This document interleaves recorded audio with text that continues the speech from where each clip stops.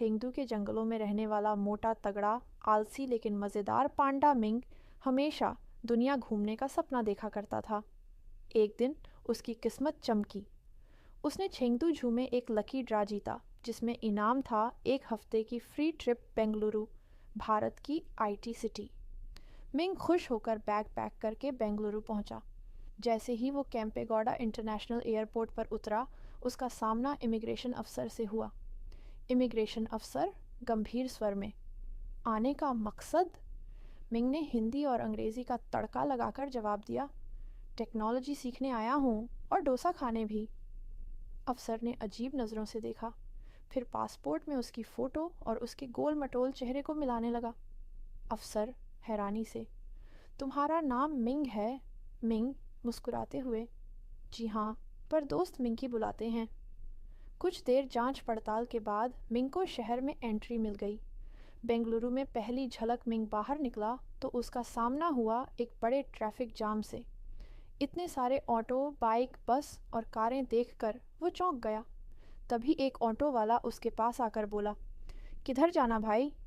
Ming को समझ नहीं आया कि कहाँ जाना है, तो उसने झट से गूगल मैप निकाला और बोला, मुझे इलेक्ट्रॉनिक सिटी जाना है, जल्दी चलो। ऑटो वाले ने मीटर चालू किया, फिर भी बोला, 500 रुपये लगेंगे। मिंग चौंक गया, इतना महंगा? ऑटो वाला हंसते हुए बोला, साहब, बेंगलुरु में ट्रैफिक टाइम के हिसाब से किराया बढ़ता है। मिंग को लगा कि आईटी सिटी में सब कुछ डायनेमिक प्राइसिंग पर चलता है, होटल, ट्रैफिक, यहाँ तक कि ऑटो भी। मिंग ने सोचा, चलो आईटी सिटी आया हूँ तो एक कंपनी में इंटरव्यू दे ही देता हूँ। वो सीधा इलेक्ट्रॉनिक सिटी के एक बड़े टेक्नोलॉजी पार्क में घुस गया और एक कंपनी के एचआर से बोला, मुझे जॉब चाहिए। एचआर, आपको कौन सी टेक्नोलॉजी आती है? मिंग, बांस खाने की, सोने की और आलस्य में मास्टरी है। एचआर, ये सब तो काम नहीं आएगा।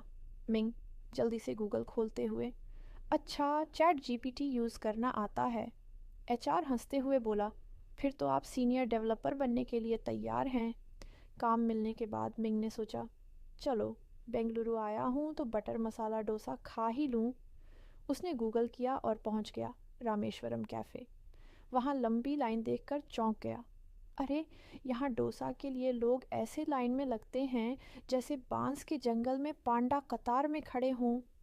आखिरकार उसने गर्मा गर्म डोसा खाया और पहली बाइट लेते ही उसकी आंखें खुशी से चमक उठीं। वाह, इतना क्रिस्पी, इतना टेस्टी!